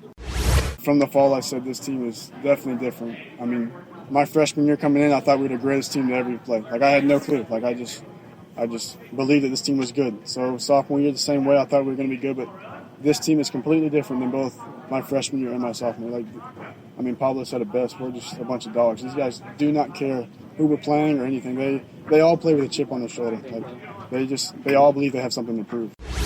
This team, just how much talent and how much the team cares, and just everybody just wants to win so bad. Like, no matter what, everybody just wants to win, and everybody's just getting after it. Nobody's lazy. Everybody just wants it bad, and you can see it. Workouts, practice, everything. We can come back. We can finish the series. We'll have 6 a.m. lifts. Nobody complains. Everybody just gets in there, and works hard. Like, and that's what I love about them. Everybody's, like I said last time, they're just a bunch of dogs. Let's talk about it with former UCF baseball player Kelly Brown, who joins us now on the Knightline hotline. Kelly, how sweep it is, the 3-game sweep of Butler over the weekend. UCF now 15-2 and rolling along. Man, it's been a great week, great weekend for UCF baseball. Been a great week for UCF athletics. 2 runs in the last 44 innings, and I pulled up the stats after the 17 games. And listen to this, UCF's team ERA, 2.12. Not bad. Doesn't surprise me at all. They're getting the job done every time they go out and step on the mound. What do you like of the starting pitchers, Friday, Saturday, and Sunday? What really stands out to you? All of them just had great command of the game, just looked very confident out there. You know, Colton Gordon, he just seems so mature out there. I think I've talked about that before. But Trevor Holloway on Saturday, I mean, wow, what a game he put up. He's just kind of dominated them, and I think he's really coming into his own. And what about Joe Sheridan? He picks up the win Sunday, and considering 21 months off after the torn labrum, he seems to be finding his groove. Yeah, it just seems like he's right back in it, and all that time off hasn't phased him. But he's just back to doing what he does, and he's just an out-getter. And talking about relief pitching, you know, it's interesting. Friday, Saturday, and Sunday, turning over to the bullpen, and you've got so many available arms. And I know a favorite of yours is Jeffrey Hankinson. Listen to this. He's faced 26 batters, 20 Ks, a 0.00 ERA. What is it about his stuff that is so impressive? Well, it's funny that you mentioned that. He's just absolutely blowing guys away. And a good friend of mine called me the other day. You know, I grew up, a good portion of my Little League, Pony League years was in Tampa, and grew up with a good friend of mine who called me the other day and said, you know, I just found out about Jeff Hankinson is playing for UCF. I know his dad, and I remember when he was a Jesuit, he didn't throw all that hard. I said, let me tell you something, brother. He is throwing absolute smoke now, and he's just blowing people away. That is an understatement. What has been a question of Coach Lovelady and the players post-game is, boy, it's a lot easier when you have good defense as well. The gloves have helped them out in the field. Yeah, they're not making mistakes. They're making good decisions. They're just relaxed out there. So everything's coming together when it needs to, and you know, making big plays in timely manners, double plays when you got to have them. That's what you got to do. And I think you said and have said you can see a confidence in this team across all position groups. Yeah, absolutely. And one biggest thing that I came across this past week was some of the post-game interviews. And I think it was Pablo Ruiz was talking about just how much they want to win. And I think that's just the attitude that I've been waiting to see, that they'll just do anything they got to do because they love each other and they love playing the game and they just want to win so bad. And that gives them that confidence. And, of course, when you're out there rolling people every weekend, that doesn't help. You know, it doesn't hurt either. Well, and on that point, just to be devil's advocate to that, it helps to be a family and all of that when you're winning games. We got to see what adversity they face as well, which has not really been the case through this 17 games. Sure, and that's going to happen at some point. I don't want it to. I don't want to see it. I hope they don't have to face any adversity, but it's a reality of the game, and they're going to face some, and we'll see how that goes. But this team just really seems to have gelled really well, especially being such a new group of guys and being new to the program. They just are out there to play for each other. And you mentioned Pablo Ruiz. He's a fiery guy. He's referred to the team as dogs, and that they just have a ferocity to themselves. You can see that in his approach at the plate as well. Yeah, and he's really come along fast. In the beginning part of the season, I was a little concerned just watching him on TV. You know, the way he swung the bat, he was pulling out, kind of stand straight up, trying to lift the ball, and I thought he was going to have some problems, but he's really adjusted well very quickly to the college game, and he's smashing the ball now. What do you like about Jordan Rathbone? Leads the team with 17 RBIs, 3 homers so far. He's batting .328. Oh, man, he's the rock in the middle of that lineup. He reminds me a lot of Tyler Osick from last year. I was a big fan of Tyler, got to talk to him a few times. He's just that guy that's going to step in the middle of the lineup and just, hit the ball hard every time or get a good at bat. And, he's had his ups and downs, but mostly ups. And he's the guy that's going to be the glue, I think, to that offense. What concerns, if any, do you have about Dalton Wingo? A lot is expected of him this season. He started off slow, broke out of it a little bit in the midweek game. He's being supported by his teammates. Do you think his bat comes along the way Knights fans expect it to? I think so, but I think the bigger point is we don't want to put too much expectation on him because I think he feels that and he knows that. He had a good weekend. He went 0 for 4, I think, in the Saturday game, but, he had, 5-6 hits overall. He's swinging the bat a lot better, going with pitches, going the other way. He's not as jumpy at the plate, jumping after bad pitches. I've seen he's taken a few walks now, which is good.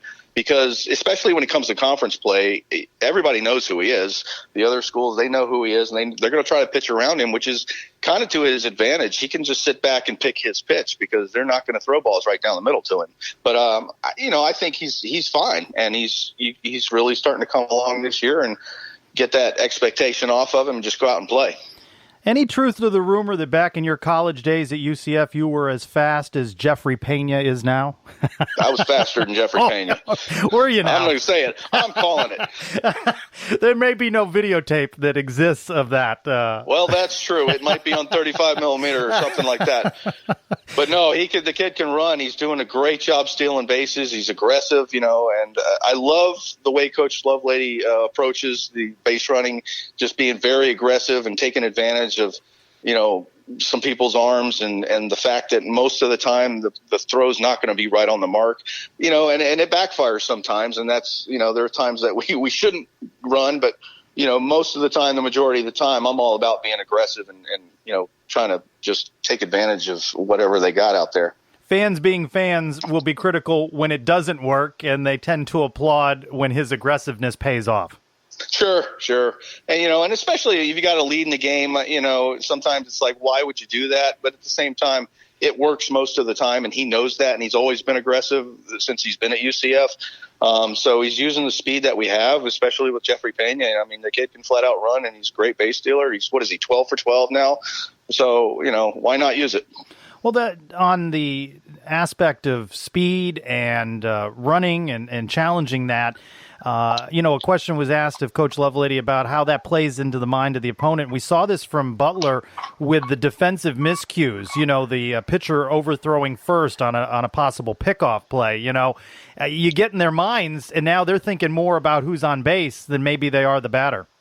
Yeah, suddenly it's not routine. Throws that are made or plays that are made they're not routine anymore because you're putting so much pressure. They know, hey, these guys are going to run on us. They're going to try things that normally people wouldn't try, stretch singles into doubles. And, it can, they can tense up a little bit and make mistakes.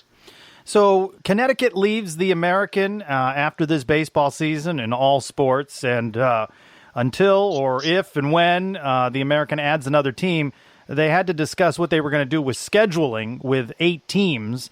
And so they've come up with this, and I shared it with you. We shared it online at Twitter at UCF_Knightline. They're going to put a pair of 4-team round-robin tournaments, one hosted by UCF, the other hosted in Tampa. Opponents to be determined, but as you read over that format, what stood out to you about it?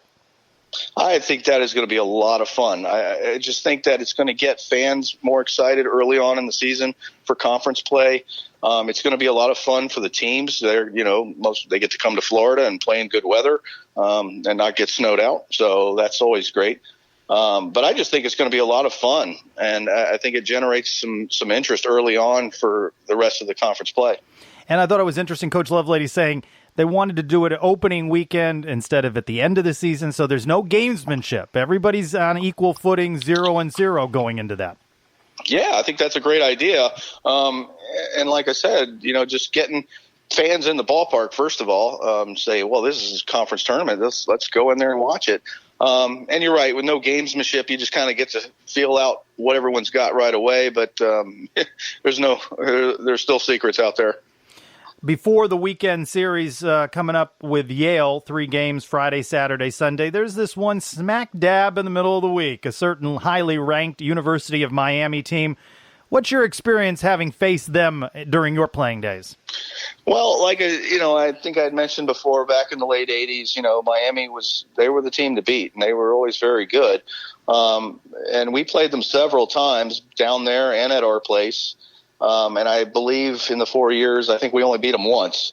We had to face the likes of people like Alex Fernandez on the mound and things like that. So it was tough. But they were not, I never thought they were better than us. They just they knew when they put their pants on that they were going to win. So that, it was always an adversity for any team to go in and play Miami. I think things have changed over the years. Obviously, they've been through coaching changes and everything else, and it's not maybe the pinnacle of college baseball anymore like some other schools might be now, but they're going to be a good, solid ball club. But looking at their schedule so far, I don't think they're anything to be terribly concerned about. They got beat pretty bad by FAU.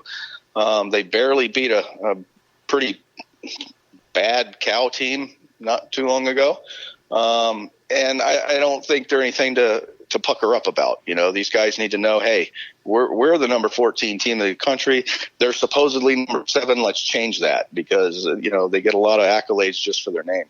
I think that's interesting the way you mentioned that. I think across UCF athletics, those days of being intimidated by the brand name of the opponent, and again, in all sports, and you see it with the top 25 ranked programs in baseball, softball, men's, women's tennis, those days are gone, aren't they? Miami is a name. You want to get that win, but you're not intimidated by them like UCF teams of the past might have been. Right. Because the talent's spread around so much over the country, and you see what we've done so far with Auburn, and then of course last year we went in and I think Florida was ranked number 1 or 2, and we swept them, and so there's nothing to really be intimidated about. Baseball is baseball. Guys can play, and some guys can just play a little bit better than others, but still the same. They're the same age. They've grown up the same way, and just go to it. All right, he is Kelly Brown. He joins us every week on Knightline to talk UCF baseball, and it is pretty fun to talk about, yet again, another sweep for the Knights. Kelly, thanks so much for joining us. Thanks, guys. Appreciate it. All right, the Knights welcome Miami on Wednesday at 6 before Yale comes to town for the weekend series. Time to keep things rolling. Now listen to this. 22nd ranked softball goes 3-2-1. A tie over the weekend in the Long Beach State Tournament. It started off well, beat number 16 Michigan 3-2 Friday, fell to number 1 ranked UCLA 4-2 on the nightcap Friday. Then they're playing Minnesota on Sunday. This is 18th ranked Minnesota. It's tied 5-5, and then the game is ended because Minnesota's got to catch a plane. This is ridiculous. Number 1. Couldn't they have planned that a little better? Yeah, number 1. That should have been a forfeit by them if they had to leave early. Now, I know that they agreed or whatever, blah, blah, blah. There should be no ties in sports, period. I don't think there should be ties in anything. I just don't. So, whatever. So, UCF is 19-5-1. They stole one from us somehow. 19-5-1 is now what UCF is. They remain on the road. They're out west. Monday at CSUN, Wednesday at Cal State Fullerton. Then they make their way back east. They've got the weekend series at Ole Miss. In speaking with Eric Lopez, the voice of UCF softball, he has been very emphatic that if they could go just about 500, you take that. When you look at the caliber of teams, right? 18th Minnesota, number 1 UCLA, number 16 Michigan. If you're going to go out on a big West Coast road trip. So this bodes well for them. 3-2-1 so far. They've had a great season. This is one of the greatest, opening parts to one of their seasons ever, honestly. So I think that it's a great start, and I wish them all the luck. I can't wait to see what they can do when they get into league play and all that stuff. So 19-15, 34-7-1 combined record for ranked baseball and softball. And I believe this is correct, that with men's basketball's win, we talked about it clinching an above 500 record. That will be every sport is 500 or better at UCF awesome. Again. And we've got a few ranked teams as well. Men's and women's tennis as well. And baseball and softball. That's impressive. Football as well is going to be ranked. So yeah. It's pretty awesome. good. So Danny so White's far, vision is coming full circle. Yeah, so far so good for softball, and continued good luck to them out west. I'm Jeff Allen. Coming up on this week's AAC report only on the Knightline Sports Network, it's championship time in basketball.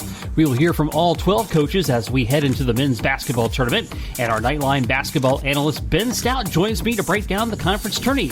Plus, I'll have a recap of the women's conference tournament, too. That's all on this week's AAC report only on the Knightline Sports Network. Ben's pretty overexposed, isn't he? He's on everything it's great. now. It's great. This is the way we do things at the Knightline Sports Network. We use our own. And Ben Stout, Knightline now. I can hear it coming. It's coming. Yeah, I told you that he's slated to do one, right? Yeah, taking a look at your Knightline planner. Women's tennis is at Baylor on Tuesday. Men's tennis welcomes Pennsylvania, 5 o'clock, USTA National Campus. Men's tennis continues with South Alabama at 6 o'clock Wednesday. Saturday, the 14th, men's golf gets underway in the Spring Spectacular, one of the best-named cities in Florida, Howey in the Hills. And women's tennis welcomes Texas on Sunday the 15th at 3 o'clock out at USTA. All right, here's the premise, Andrew. Imagine KZ is cleared to play, and you are Coach Heupel. More on this premise. Ask Knightline when Knightline 224 returns. Night Nation, this is Adam, one half of the dynamic duo that is the Sons of UCF, which is found only on the Knightline Sports Network. Join UCF Mike and I each week as we bring you some of the latest from in and around UCF sports, including such great segments as the Josh Heupel Translator, Top 8 Lists, and Cow of the Week. We'll also bring you some of the most in-depth and unique interviews with some of your favorite former Knights. You don't want to miss a moment, so make sure you subscribe to the Knightline Sports Network wherever you get your podcasts, and we'll take care of the rest. Go Knights. Charge on. Hello, Night Nation. This is Andrew Phegley, reminding you to tune in every Sunday morning at our new time, 10 to 11 a.m. on ESPN 580 Orlando for Knightline the Morning After. Brought to you by Chad Barr Law. We'll be taking your calls and your texts reacting to the previous week's UCF sports action, and you never know who will show up. Once again, that's Knightline the Morning After, every Sunday morning, 10 to 11 a.m. on ESPN 580 Orlando or TuneIn Radio. Go Knights and charge on. Oviedo Brewing Company is the hottest microbrewery in Central Florida. Located 7 miles from UCF at the Oviedo Mall, this 8,800 square foot brewery just opened its doors 6 months ago and has already crafted 13 unique beer flavors and counting in their tap room. The tap room contains different styles of beverages, including ciders, wines, and craft sodas. Not only do they have amazing beers, they also have a full kitchen with gourmet pizzas, wings, and tacos. Oviedo Brewing has activities for each day of the week, such as Taco Tuesdays, Trivia Wednesdays, Pizza and Pint on Thursdays, plus live music on Friday and Saturday evening. But the best is Sunday brunch with unlimited beer mimosas. Need a spot for game day? Oviedo Brewing is just the place with their large TVs to catch all the live games. You also find Oviedo Brewing at UCF tailgating sampling beers. And OBC support for the Knights doesn't stop there. If you need a spot for UCF away games, come to Oviedo Brewing Company, where the Knightline Sports Crew will be broadcasting live after the game. You can get all the details on their Instagram or Facebook page. Follow them at Oviedo Brewing CO. Download the Untapped app, and you can find out what beers are on tap. The food menu is also available on their website, OviedoBrewingCO.com. Ask a Knightline is brought to you by Chad Barr Law. Chad is a UCF alumnus and diehard Knights fan. Chad Barr Law handles auto accident, slip and fall, and personal injury cases. Call Chad today at 407-599-9036 for a free consultation. That's 407-599-9036. Armor up and call Chad Barr Law today. Time again for Ask Knightline, answering the questions that you send to us on our Facebook page or via Twitter at #AskKnightline. First from OC Knight. Of the 3 finalists for UCF president, which one do you think would be the best supporter of UCF athletics? Of course, there's no way entirely to know that. I will mention the finalists as David Brenner, Vistasp Karbari, who knows, and Cato Lawrenson. So I sorted through their backgrounds here, and a couple of things stood out about Cato Lawrenson that inclines me to think that he would be the most supportive. medical staff, 1993, St. John's University football team, medical staff, St. John's University basketball team, medical staff, New York Mets baseball team. Seems like he's got some sports in his background. And also, I think a good thing about that, him being a medical doctor as well, that would serve he would have good insight and everything in pushing that medical city out there. Maybe as well. what they're thinking about. Yeah. That'd be awesome. 1994 to 1997, physician for USA Boxing. So you see a variety of sports that appear in his very lengthy and accomplished resume. Good. So just pulling those items out, that's how I would answer that question. Of course, though, we don't know, but I hope that is of some help. All right, at WadeH_UCF, what's your preferred spring game format? Ones versus ones, a draft? What do you want to see? Does it matter? I'd just rather, I guess, see ones versus twos or something like that, probably. Ones versus ones, I guess, and then you could do, twos versus twos. I guess. That's your preferred format? Never really thought about it, but yeah. I mean, I would think so. I mean, you would maybe know, but I don't know in spring if you know who the ones are because there's people that aren't here yet, so you never know. At Golden Knight _2, from what you've seen for spring ball, how much different do you think the offense will operate with the new tight end coach? Complete disclaimer, we don't see anything. Yeah. We see them doing calisthenics Right. and jumping jacks Well, and there's been stretching. a few things, but... Yeah, but we don't know. I just think that what we've heard from Coach Golish and a little bit from Coach Heupel is that Coach Heupel in particular, hasn't had the personnel in the last season in particular, with Jay Kescock being injured and such, that he hasn't been able to do what he's wanted to do with a tight end. And I think you see with Coach Golish coming in and that being a point of emphasis at Iowa State, that there's more opportunity for it. I think you're going to see it more, personally. Yeah, but we don't see anything in order to get a takeaway and about that. Even Golish in one of the videos was seen, talking to Dylan Gabriel, like, hey, if that tight end's open over there, don't. So he's pushing it. I guarantee it. So that's awesome. I think he'll have the group of tight ends coached up really, really well and get them worked into this thing. That's his expertise, so I think that he'll be pushing that. At Chad UCF, why do people think standard time is better than daylight savings time? I ran a poll on this. 62% hate daylight savings time. I just don't want to move the clocks. Yeah, for the original intended purposes, and it's debatable what it was, but I grew up in a farming community, and I always knew when I was a kid that we changed so the farmers would have longer daylight to work. But this was a long time ago, before there were, headlights and things like that on tractors and all that there is now. It doesn't really matter nearly as much. There's a lot of farms out there in my area that run 24/7. So 24/7. Yes. Some of the big stuff definitely do. It doesn't bother me either way. It's something that has happened every year of my life. And, after 47 years, I don't really have an opinion on it. It is what it is. We have a Twitter follower from Arizona who said, doesn't bother me at all because Arizona doesn't participate. Arizona doesn't have it. So, yeah. I mean, I think that we should all do it or nobody should do it, personally. I think we should all be on the same page. Indiana, half of it does it, half of it doesn't. So. At Brian W. Peterson, he's got the premise now that I teased earlier. It's August 2020. You're our head football coach, Coach Phegley. Yes. You have a now fully medically cleared and healthy KZ and DG and Mac and Quadra 2 all have had great spring summer camps. Nobody is visibly better than the others. There's a lot of things going on in this question. Who gets the nod to start game one? Alphabetical order. By first name? By last name? By first name. Alphabetical order. I don't know. Daryl and Dylan. So I guess it's Daryl Mack. Oh, so you're just really going to go off the board. I mean, I don't know. I know what the hope is in that question. Right. I want to see Mackenzie Milton healthy for him. Yeah. Everybody do not have in my mind that I will be seeing Mackenzie Milton play football in 2020.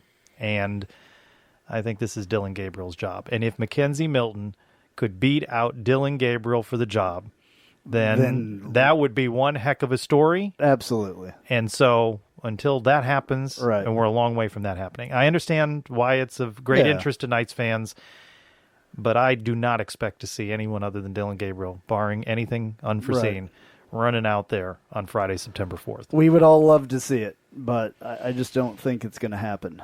So at UCF, Selena, she said the Sons of UCF were asking if guys not drafted or picked up would be eligible for the last few games of the XFL season if an XFL team showed interest.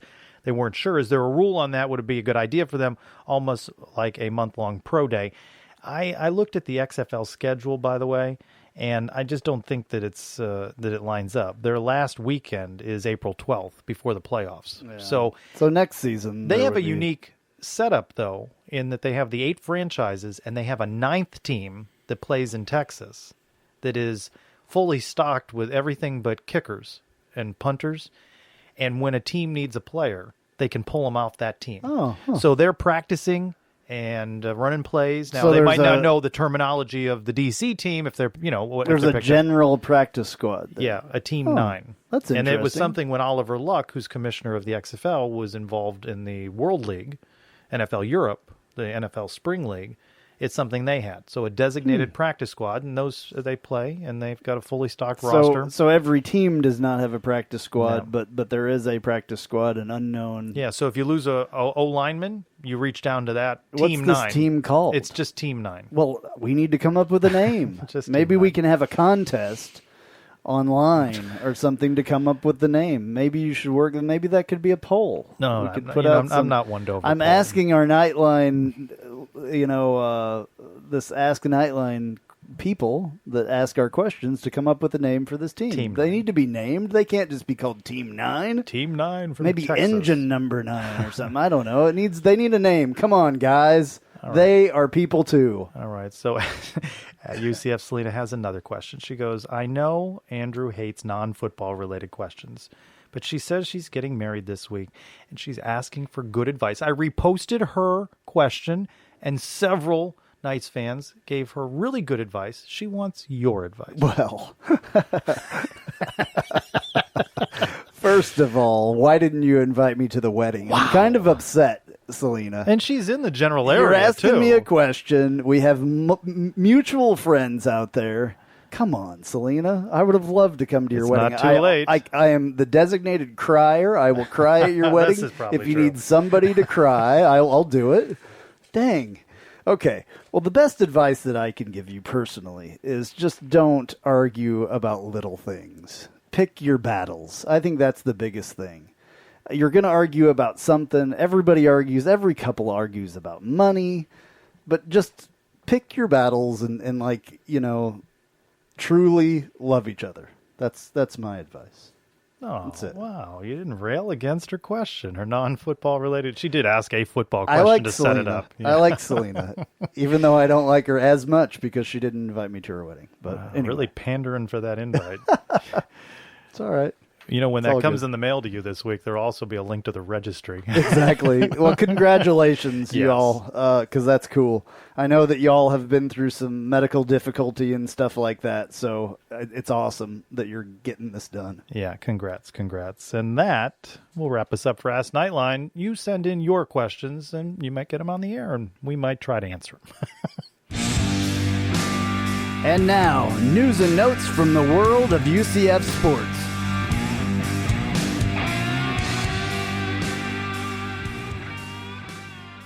All right, starting out with rowing here. Rowing swept 7 events at Saturday's Metro Cup on Lake Maitland, the team's 10th straight Robin Ewell Trophy. 20th ranked men's tennis beat SMU Sunday just 2 days after beating Texas Tech. UCF 1-0 in the American, 8-3 overall. Gabriel DeCamps and Juan Pablo Grassi Mazzucci are the league's players of the week. Oh boy, you got me here. 18th ranked women's tennis beat SMU on Saturday. UCF is 2-0 in league play, 9-3 overall. Meantime, junior Evangelina Loshova is the Americans Player of the Week and the only player in program history to three-peat this honor. Women's golf ties Penn State for 4th at the Gator Invitational. Knights freshman Tunrata Pitton won the individual title. Okay, there you go. Men's soccer draws 0-0 with UNF during a Saturday night spring game. Men's golf finishes 11th at the Southern Highlands Collegiate in Las Vegas. And finally, volleyball announces its spring schedule with 4 matches against in-state opponents beginning March 25th at 6 p.m. in the venue against Stetson. Other matches include Miami, Florida, and FSU.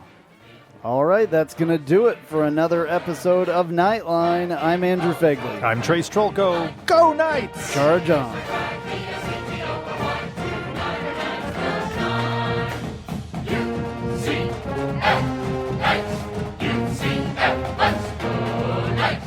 UCF, charge on to the field. With our spirits, we'll never yield. Black and gold charge right through the line. Victory is our cry. BSETO or Y. Tonight our knights will shine.